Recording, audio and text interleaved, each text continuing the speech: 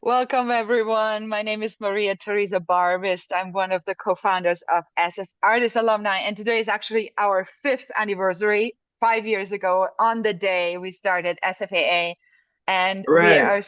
we're so excited to celebrate today with another memory collection talk that we've been doing now for a couple of times. And today we're going to talk about Pete's Café, and we have obviously Jeff Gunderson. And then Jeff Gunderson is going to talk to Pete, Stanwood, and John Lindsey. Did I say that right? Yeah. Yes. So I'm going to hand it over to you, Jeff, and take it away. We're so excited to be actually in San Francisco in the Great Highway Gallery, which is John Lindsey's gallery. And there's going to be a party afterwards next door. But first, we are going to do this wonderful memory collection talk. Take it away, Jeff. Thanks, Maria. Welcome, everybody from right here and afar. And thank you, John, for hosting us in this joint. And Pete, well, just thanks in general for all you've ever done all these years. So, well, some of what you've done. So this is a blast to talk about Pete's Café.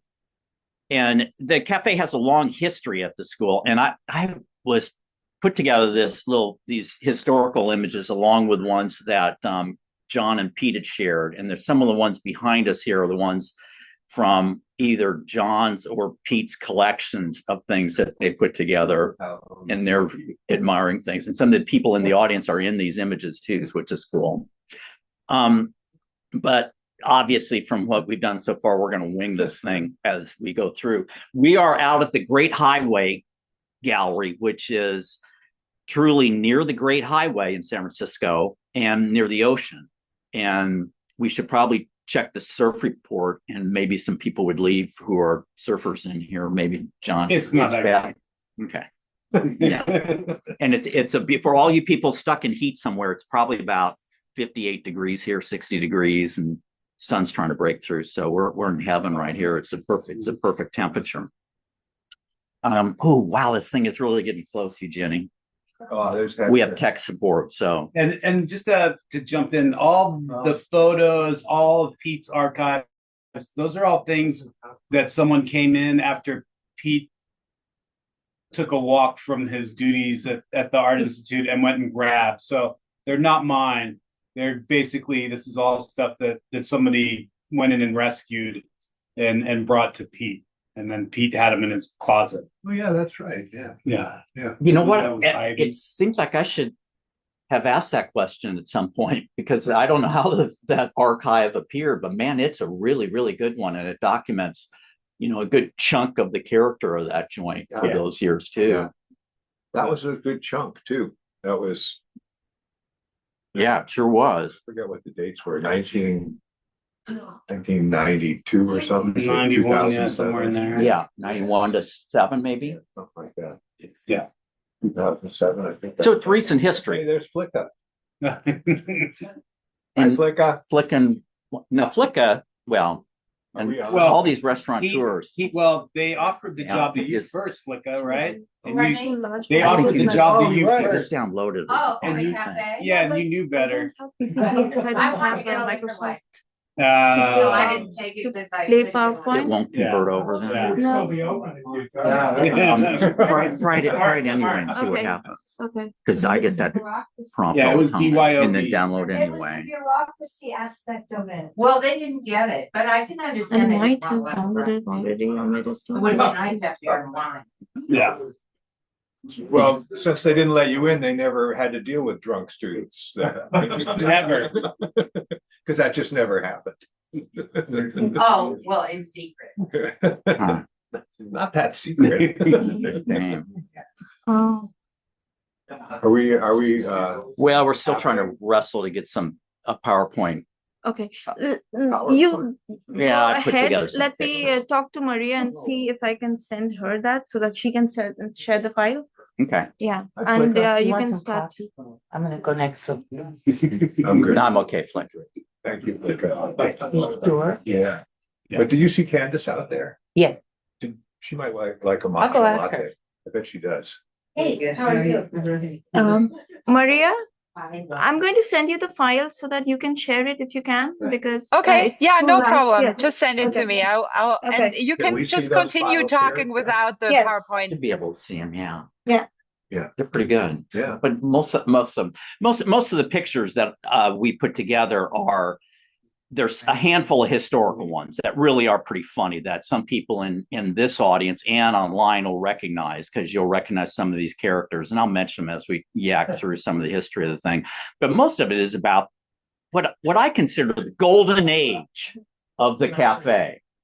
Yeah, that's a student Hey, ID. there's Aaron. Oh, Sorry. sorry. This is like being in the basement and somebody showing their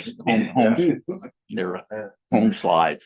What I think we were going to start to do is just ask you guys first, Pete, how did you get to here in San Francisco, and then how did you get to the Art Institute? Well, I came here to go to cooking school in 1980 or something like that, 81.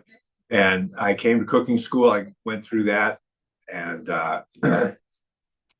then I was living not too far from the Art Institute. I lived at Pacific and Jones back then, and I used to wander around the neighborhood. And that was my first time I was walking around that neighborhood, 1982 or 3, and I heard live music, and I went up to managed to get up to the top and look down on the courtyard, and it was a convention, and they had a band there called the Fuck Ups, and all these nice looking parents were kind of standing off to one side, completely pumped out, and had this mosh pit going in the middle of the right outside where the cafe was. And I thought, okay, that's the Art Institute then. And so I had an awareness of it. And after a few years in the fancy restaurant business, I didn't like it that much, and I just one day it was summertime, and it was quiet. The place was just closing, and there's nobody around really except the woman who ran it back then. Do you remember her? Morgan, her name was. Oh, Not Michelle. Michelle. Michelle City. Yes. Yeah. Yeah, she was running the place, Huh? and she had just quit in a peak, Yeah. and then Makes was sense. rethinking it. I think I want my job back, and they were saying, "Nah, that's okay," because she was apparently difficult. And so the things turned out that I was in the right place. I got the job. I talked to Sandy Bleckman.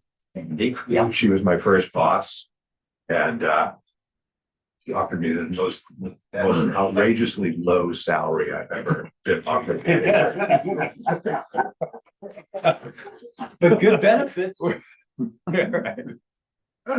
So that was whatever it was, 19, what did we say, 91 or something like that? That's a good origin story. Yeah, It's a good one. I got the job, and the rest is weird history. Up there. Or at least for that period. So I was there till 2007 or 2009, something like that. John, how about you? Came here to go to cooking school in the late 80s, and then work all over town. And I lived only about 8-10 blocks away on Taylor Street with Dave Parker. Yeah, right in the before Conte he- Lane. Yeah, Taylor, yeah. yeah. No, And what? on McCondray? No, on Taylor. On Taylor? Yeah. And then I was working at Hay Street Grill and had worked all over town, but that's where I met Pete. And so that's how I ended up at the art school, because I worked with Pete at Hay Street Grill.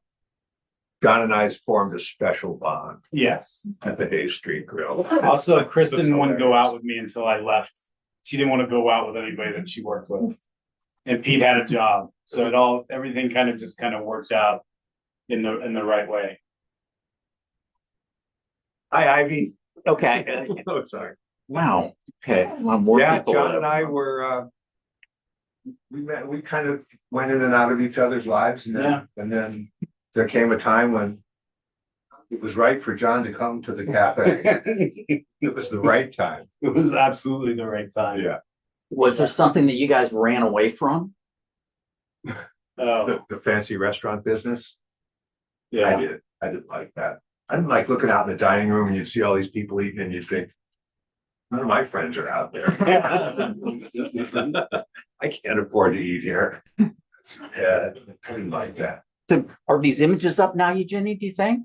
I think so. Maria? Maria, can you see those images? I just shared the screen. Can you see Pete's Cafe? Can you see the slide? Yeah. So we're good. So No, they it's won't go on, up there. They won't go it's up on here. the Zoom. It's on the Zoom. Yeah. We'll have to explain to people here what they're looking at, but this is a nice thing for the people who can't be here in person with us. So, and the first image is an image of that beautiful sign that's on John's t-shirt with us here, Pete's Cafe, above the cafe entrance, which actually I am curious about the sign. That wasn't one of these questions. About that sign. Okay, let's do. That was amazing. That there was this student who worked in there named Yardley Wink. Do anybody remember her? That's British. No, she's from Missouri. Oh. Same difference. Same thing. Same thing. She was just the coolest person. Yeah, So her mother owned a antique store in rural Missouri.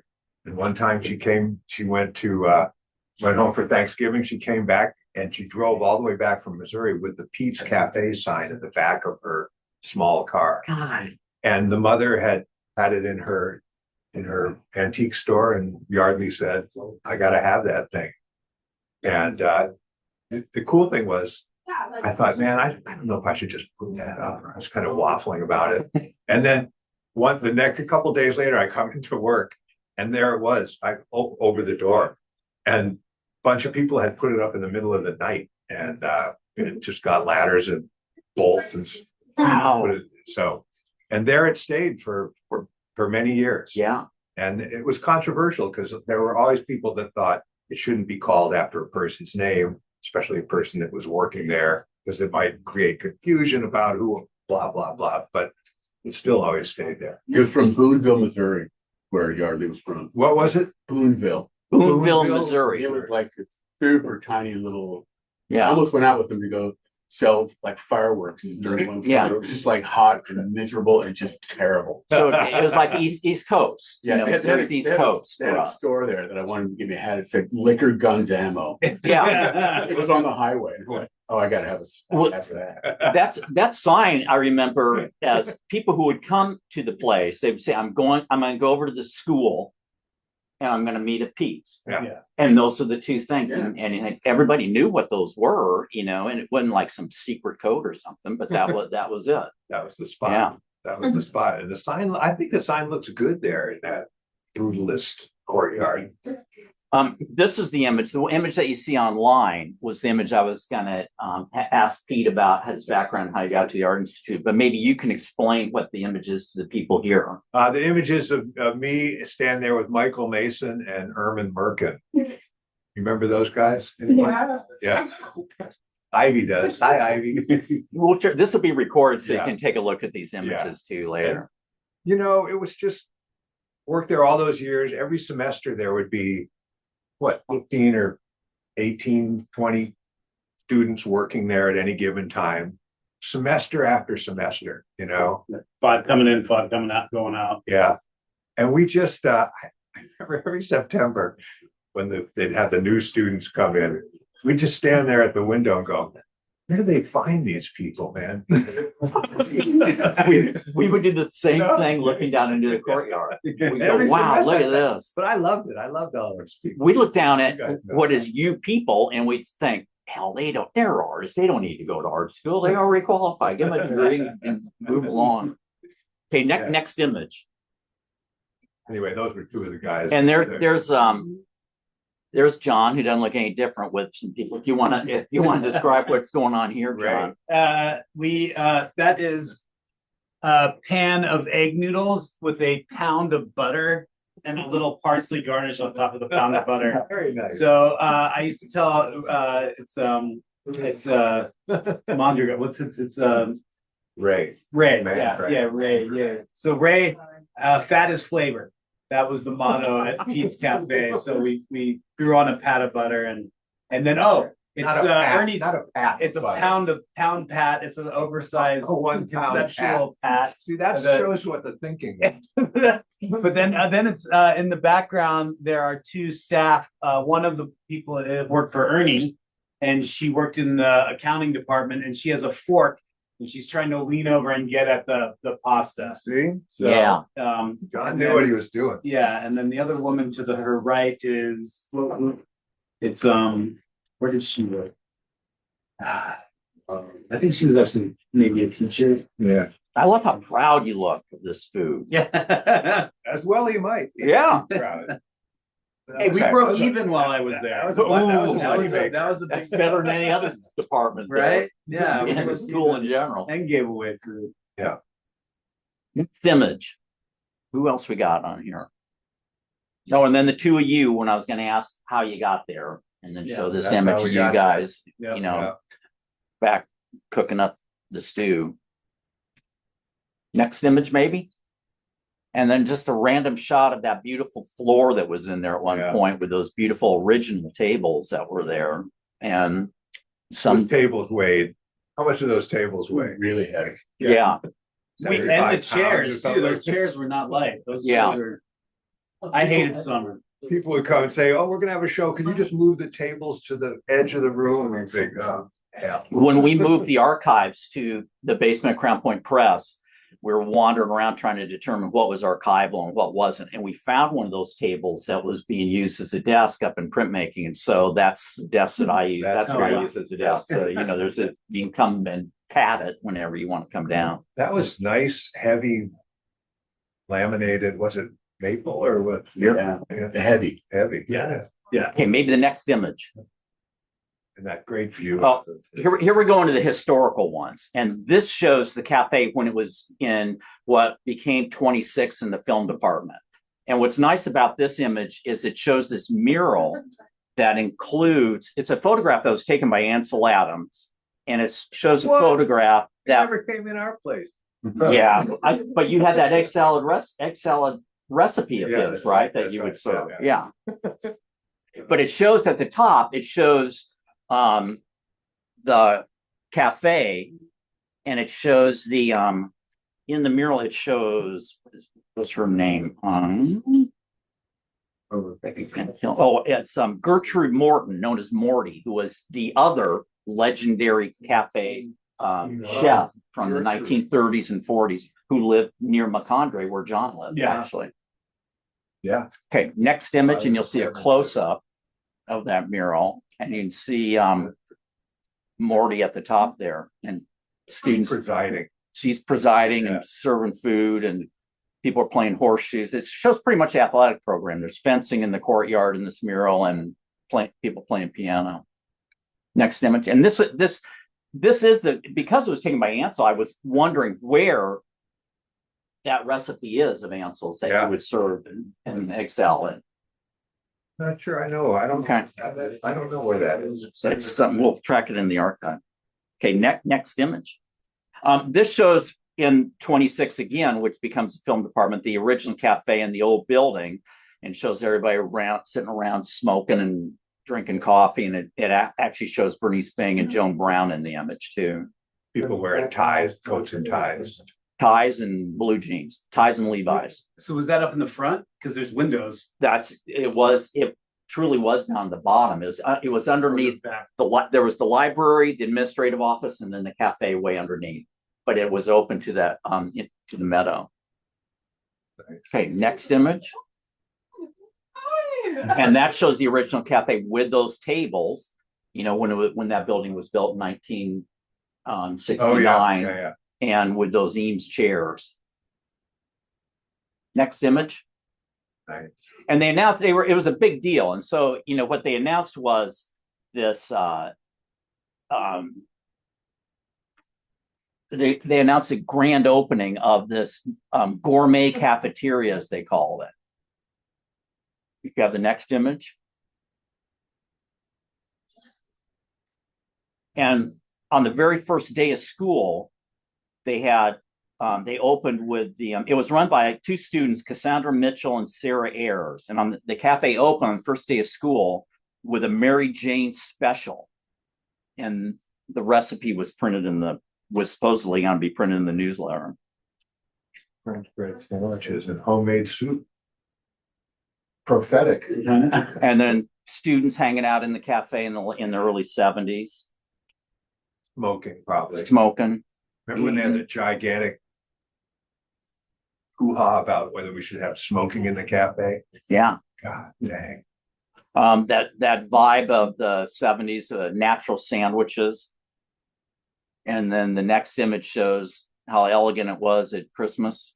Big trash can and Christmas tree. This could be holiday saran wrap on the trash can. Yeah. Oh, well, it could be March. The tree's still up. Pretty depressing looking.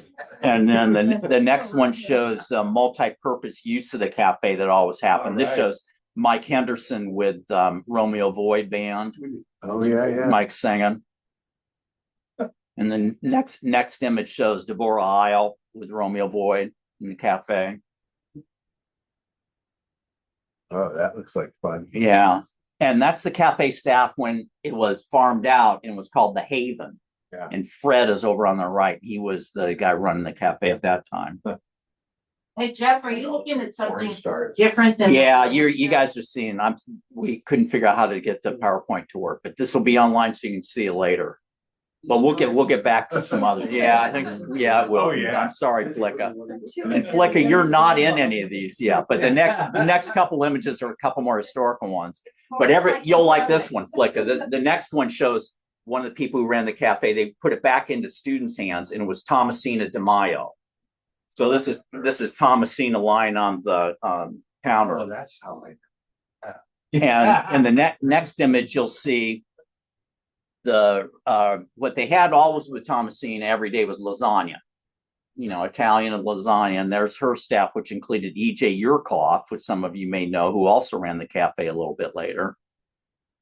And the next historical image shows that same group hanging around with their computerized cash register. Oh, look at that. That's the one that was there when I got there. It was. It's like 10 years earlier. Yeah, no. Casio. Okay, next. They didn't get a new one until the old one broke. Right? And this is Michelle Civi. Oh. And what was the SFAI Cafe? Oh, yeah, that's her. All right. Yeah. She was a sculpture student. Foul temper. Well, and that didn't always go well with an administration. And the next image shows the golden years, the Pete Stanwood years. Did you expect anything out of this job when you got it, other than that salary? Well, if you came from the world of working in restaurants, there was a lot to like about working there. We still got paid in the summertime, even though there was no business. There were regular hours. They weren't too onerous, and there were nice people there. It was a lot nicer than working in a restaurant, and not as much pressure, or pressure of a different kind, I guess. So I thought, yeah, I'll stay here for a while. It's nice. Kind of felt like I came in out of the really hard work. But I'd forgotten that you arrived with Sandy Blackman and Bill Barrett. Yeah, Bill Barrett was there too. Yeah. Mike, Mike Grady. Mike Grady. Yeah. He would tell prospective students there was a swimming pool. Sorry to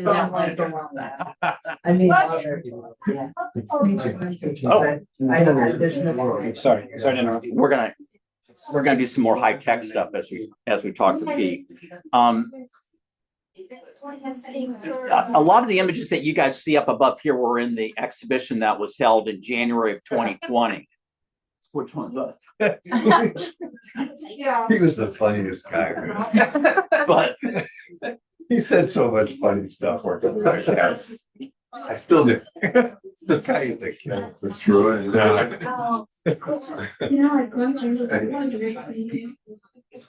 Where were we? Well, I don't know. What's the next one? Oh, here we go. Here's some more of those images that you guys are seeing here. But this is the job application that Pete and John put together for possible students. And Jenny's going to try to get it up on here right now. Did you do that, John?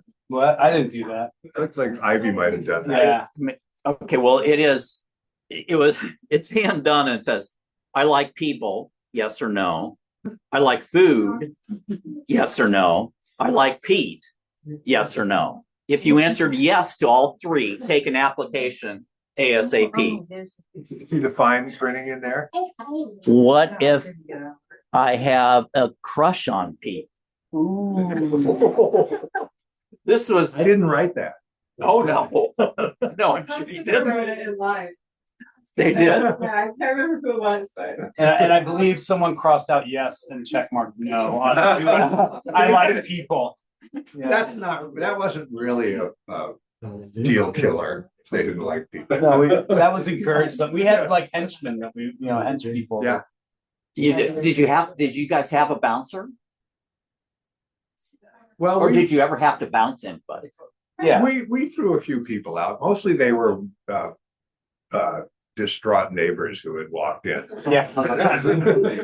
But we used to pitch them out from time to time. You know, it was such an interesting neighborhood, as everyone knows who went there. But what was I going to say? The neighbors around there, the surroundings area. I mean, there are a lot of old line San Francisco rich people that lived in some of those houses. I mean, there are some real characters who used to come in and out of there. And remember, John, maybe you weren't there, but when the guy was there who had the first cell phone, it was about this big, and he'd sit out there and talk into it. We'd all stop working and go, "Whoa, what's that guy got?" Yeah. Do you remember that, John? Yeah. He was a fun guy. He was like an old hippie sort of guy. Didn't he carry a big symbol around with him? That guy. He was like an art consult. The guy with the bag symbol. Yeah. Yeah, and he dressed kind of like a yogi. Yeah. Yeah. And he was the first guy we saw with a cell phone. Yeah. Historic times there. Yeah. Oh yeah, you went through. Yeah, you should. You know, I always figured we all should have been paying more attention to what was going on there. We would have been on the cutting edge of everything from mountain bikes to Amazon.com. But Yeah, no, there was some pre-influencers there. this next image shows one of the wonderful exhibitions in the cafe, because there was that one wall, the east wall in that place, designed by Pafford Clay, didn't have any windows, even though, you know, it had that beautiful view looking out towards the east, but you'd see it from outside. But it was great for throwing up shows, and there were always really well curated shows in there that, you know, took advantage of salon style and Again, it wasn't just a show at the Art Institute, it was a show at Pete's. it was Pete's. Exactly, yeah. There's a show at Good point, Pete's. Bob. Yeah. Would the students do those in the cafe, the student workers? Yeah. I don't remember who was in charge. You did some, didn't you, Bob? It was Yeah. Somebody'd be in charge for like 2 shows, and then they'd like the next person would step up to the plate or. Yeah, no, it was one of the things that, you know, that's went undocumented, but is what made it as a staff member there, like those one each week Diego shows, you know, just this, you thought, shit, this is new art. This is the newest art you're ever going to see right now. Yeah. You know, and boom, there it is up on the wall, and it's still dripping and smelling, and you know, you're like, God, that's perfect. Did anyone remember the time that Hector Pineda painted all the windows black because something to do with the view was being commodified or something like that? And he painted all the windows black, and the whole cafe stunk. You couldn't really go in there. It didn't dry properly. He got it all over the tables, and then the guy who was my boss at that time, Steve Moran. Yeah.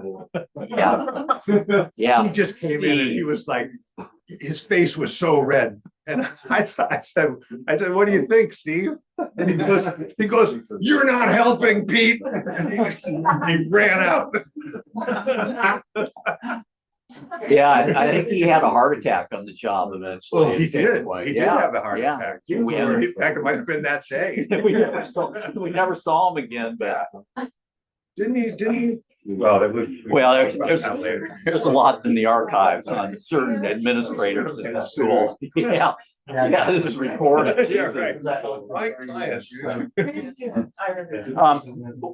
This next image that's on here shows one of the chalkboards, and I assume the student workers did these chalkboards. Not just any student worker, Oh. Jeff, but Ivy. Whenever there would be something that looked good like that sign, you could pretty much know that Ivy was the one who like made sure all the letters were the same size, didn't have any cursing on it, or It's when She you did a realize great job. Ivy was great. you just always thought, and this was around the entire 800 Chestnut Street address, but you realize, crap, they dropped design in the 60s, but these students know design better than anybody you'll ever cross paths with. I mean, I don't care if it's lettering or whatever they teach as specific graphic arts or whatever, but you guys always had it, and there it is in this chalk sign on here, and plus it's got humor in it. It's informational, so it follows those principles of get the information out there. Yeah, it's a cafe, open to the public, great views, homemade food, low prices, multiple piercings, and it really captured everything in this thing. Yeah, that was Ivy, all right. Yeah, it was a perfect billboard.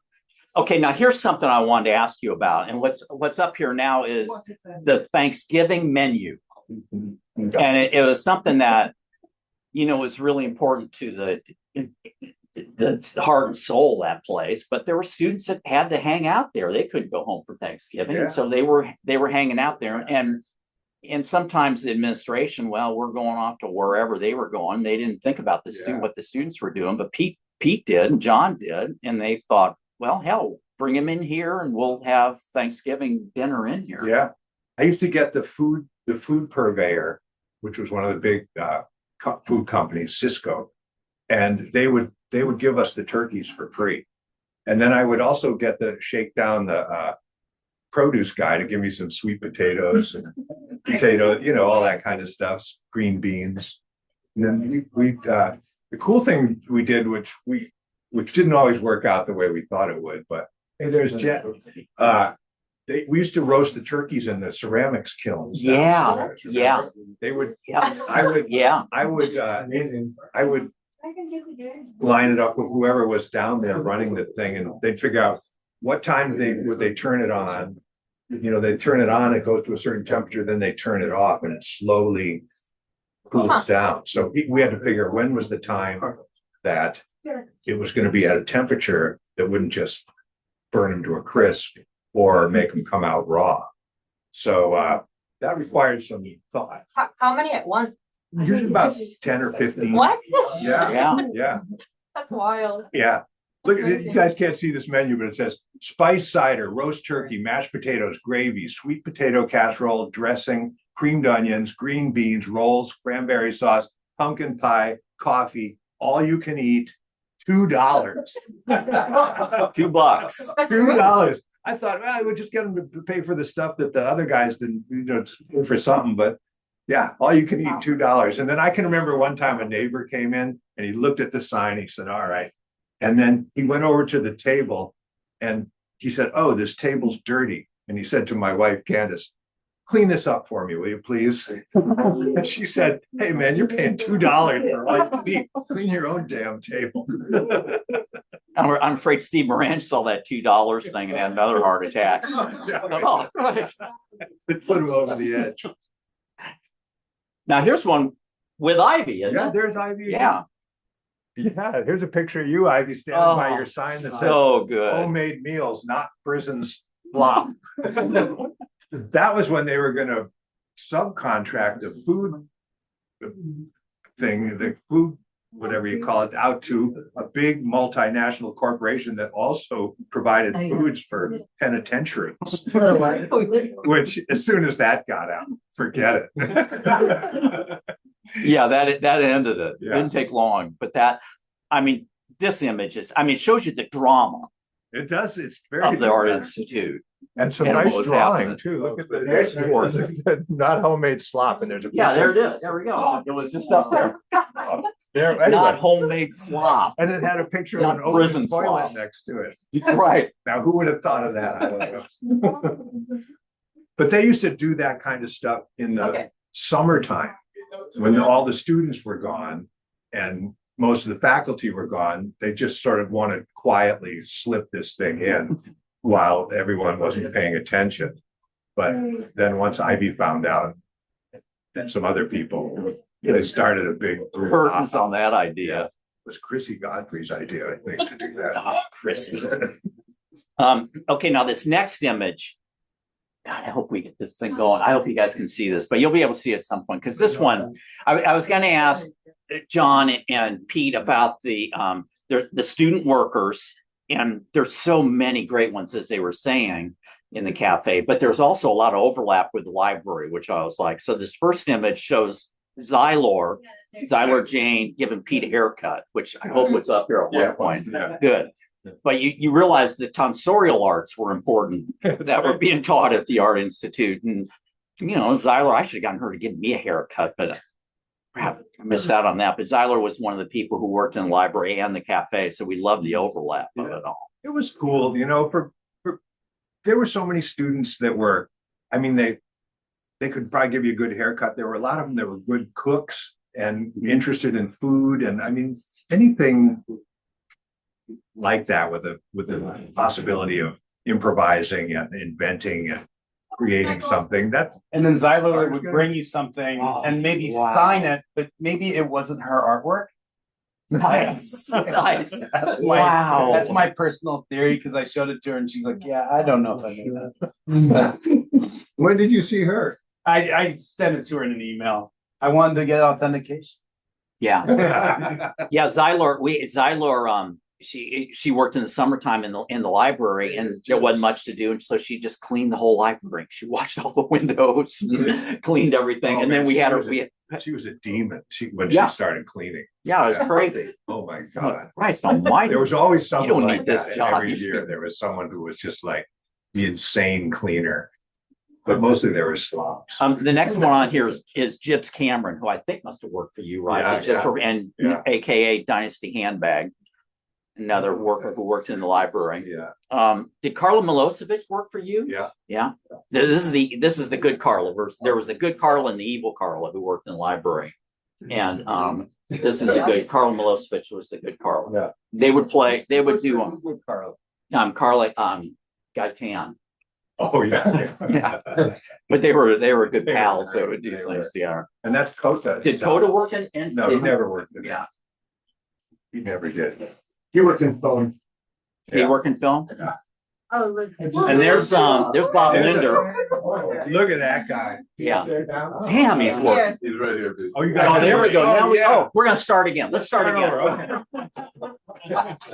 Look at that. Look at that. Look at that. Those Also cleaning. Look at that Clean brooding it. Yeah. expression. You learned from Xylor. Rando.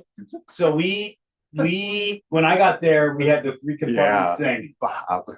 And then it took a couple years before I convinced Pete to buy a dishwasher, an under-counter dishwasher that changed our lives. Yeah. Yeah. That's pretty My first week I started working there, Pete. My first week I started working there, I was like doing something and someone called me into the back window. Was like, give me a bagel. I was like, I don't even know who you are. It was Alicia. Give me a bagel. It was Alicia. It's like, all right, someone got her a bagel. She came back the next day. Hey, give me a bagel. I was like, do you go here? Not anymore. That was like my introduction to Alicia McCarthy. That's great. And speaking of which, there's There she is. Next image. I'm not sure what it is. Alicia was fainting. World premiere.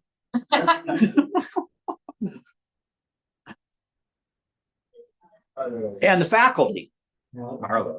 Carlos Villa. I still have so many cassettes and CDs that he painstakingly recorded for me and copied down all this because he loved jazz and he knew I loved jazz too. He would almost every day he'd stand there by the radio when they was playing jazz. He'd just go, yeah, man, yeah. He was so great. He was like the last of the beatniks. He was, and he knew all those guys. He knew Charles Mingus and all these people. He did. Yeah. He saw him play after hours in Bop City or wherever the hell it was in Fillmore. Yeah. Carlos. He'd call you up and say, this is Carlos, and he'd leave a message and he'd ask you to do something like, okay, I got do this, I guess. And then at the end of the message, he said, "Hey, yeah, this is Carlos." He remind you that he knew exactly what. Here's an event in the cafe that they would have, and this is one that Linda Connor organized for Jerry Burchard's retirement. And there's like every Northern California photographer of note for 50 years that's in the room at the time. Yeah, he was a big deal, Jerry Burchard. Yeah, they had his memorial service in there a few years later, and they had he'd been cremated, and Linda Connor took his ashes to Richard Shaw and put him in these little. Richard made these little tiny Buddhas with his ashes. Then they had a big vat of them at his memorial service. So and they're wrapped up in these Hawaiian shirts that Jerry would always wear, these little tiny cloth of Hawaiian shirts. Oh, and grab a handful of Jerry and take it home with it. Is that great? Jerry Burchard. And then a nice note from Linda Connor. Oh, that's nice. Dear Pete, just a quick note. Thank you again for your excellent meal for our alumni event. And it probably was that one. It's a pleasure working with you.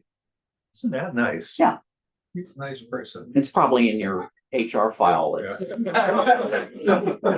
I have some, I think John has them now, but I had a whole stack of like complaint letters. They were always so funny. Mostly from Carolyn Franklin. Yeah, probably a lot.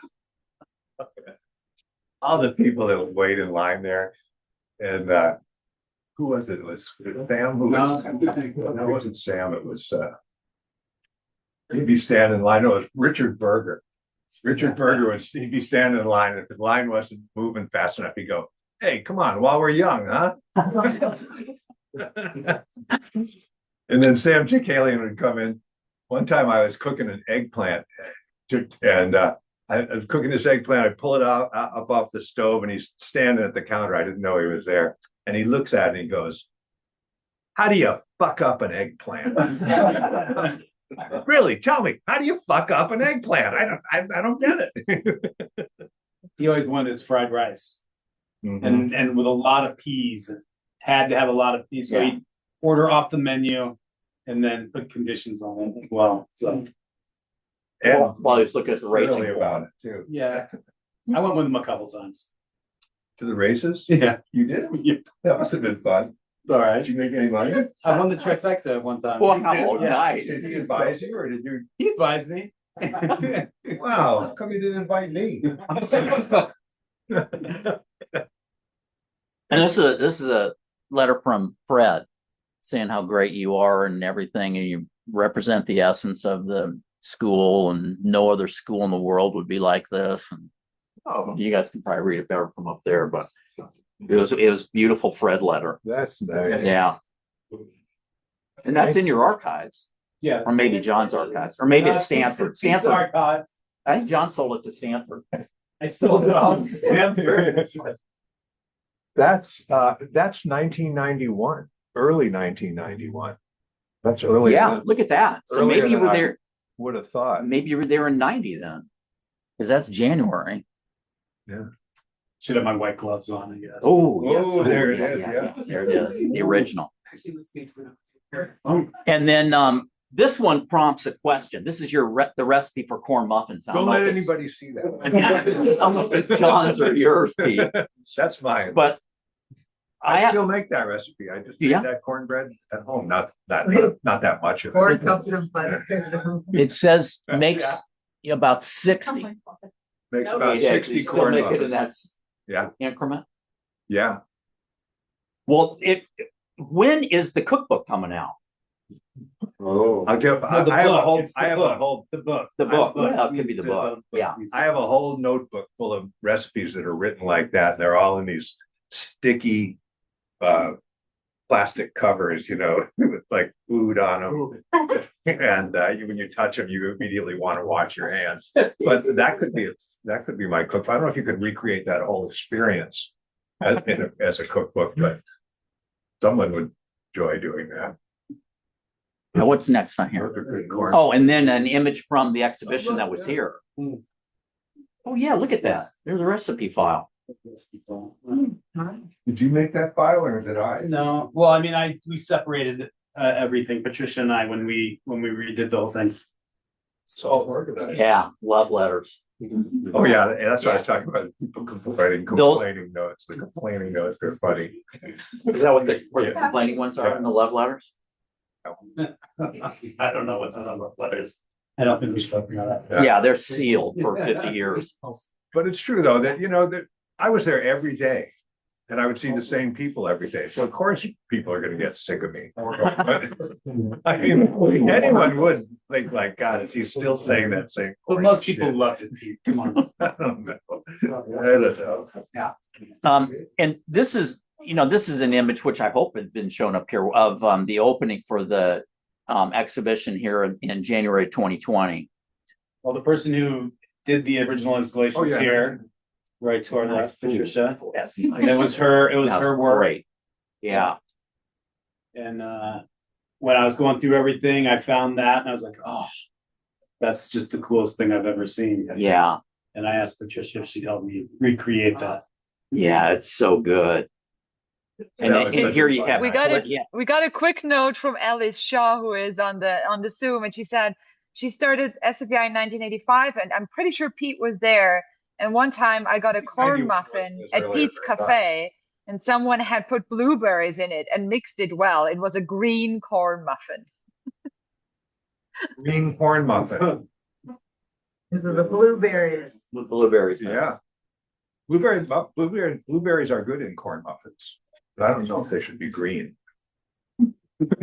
Hey, look, there's Cliff. This image shows Cliff, Hank, Cliff. Keith Hales in there, I think Jennifer Locke. But God, it was a star-studded cast that showed up at that thing. What about Barry McGee? Did he come to that thing? He did not. He gave us a piece though.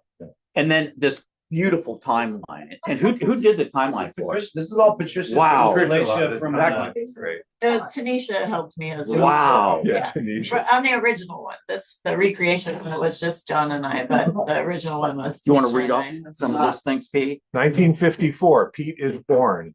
1988, Pete's son Harry is born. 1990, SFAI hires Pete. 1992, Pete cuts off a piece of his thumb. That's not precious. In 1993, Pete meets his hero, Sir Mix-a-Lot.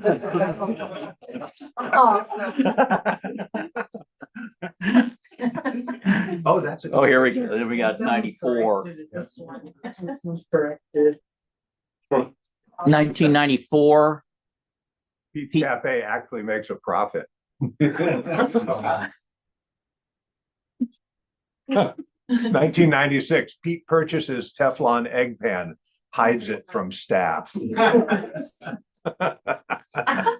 Oh, and there's the dishwasher. Pete, 1997. 97, Pete gets a dishwasher. And then an image of where is that thing? This was at the Minnesota Street. Yeah. Do you have this model still? They made a model Yeah, of but it. Made out of rice. It wasn't It was just- made out of Oh, it was? Rice Krispie treat. Oh. It was made out of Fantastic. what? Rice Krispie treats. So we can redo that. See that? No, be in that the was recipe book. fantastic. I don't know if you guys can see That how was close so that cool. is. It's really a very nice rendition, including a little sign. What else we got in here? Oh, a gang with John. And Rafa, who's next door right now, working at my place next door. Oh, Anthony's in there. Anthony was here just the other day. Was he? Yeah. Holy He crap. stopped by. He stops by every once in a while. Patricia's in there. Yeah, Patricia. Yeah. Audrey. Steve, are you in that one? No. Who was that big tall kid with the short haircut? His name. I can't remember his name. You know, He's from North Carolina or something like that. Yeah. everybody there who had any sense understood the importance of that cafe and what you all were doing down there and the student workers and everything else. It was just, the camaraderie. I mean, everything about it was just so perfect. And the only people who didn't understand it were that little set of administrators, especially that last set. Yeah. And they didn't realize that this was, Yeah. the retention program was essentially the cafe, Pete's Cafe. And, after that, oh, geez, I wonder where all the students went. Well, hell, I mean, it fell apart when you lose that essence. And Well, that's true. But on the other hand, it was sort of a good thing that nobody really knew what we were doing in the cafe. Yeah. I mean, nobody knew what it meant to run a restaurant, So everybody just kind of stayed clear of it. And then once a year, I'd go down and have a performance evaluation with the boss, whoever it was at the time, and they'd get out my profit and loss thing. They go, it'd sure be nice if you could make a little money here sometime. And I'd say, yeah, okay, good idea, I'll do that. And then that was the end of the meeting till the next year. It would go exactly the same way. But I always felt like, the school didn't really do a whole lot for students there. I mean, there wasn't much for people who were going to school there. And, the cafe, at least, is a place where I think people could kind of get away from talking about art all the time and just kind of hang out. Seek solace after a bad critique. Yeah. Yeah. Many Hot cookie, shoulder to cry on. Many a warm cookie was given out to a crying undergraduate who had just gotten verbally abused by Sam Chakalian.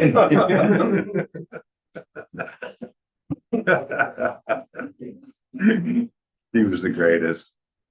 God loves Sam Chakalian. Oh, Hey, there we are. yeah. That's reality sinking in there. Yeah, I like those pictures of me when I had more hair and stood up straighter. I don't know. Wait,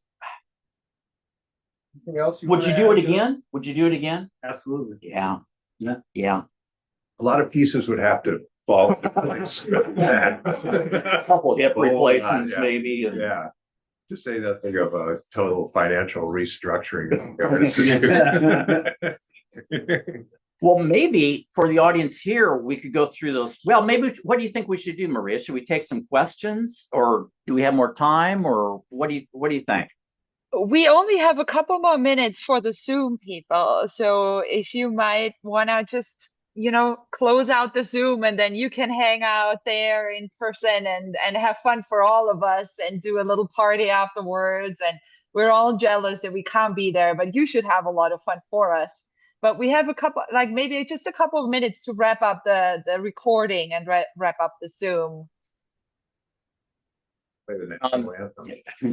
Of what country, though? Is the question. Canada. Well, I see one question, and that was Keith Hale in that picture. If there are other questions or things for John and Pete? Yeah, Zoom people, your last chance before we hop off the Zoom. If you have any questions, or just unmute yourself and say thanks, that's possible too. Patty's still there. Hi. Yeah, I'm driving, but what a great time Patty. to listen. Hey.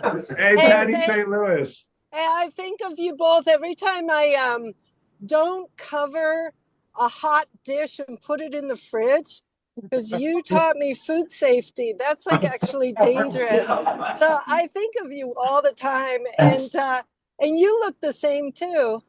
Good thing you're driving. But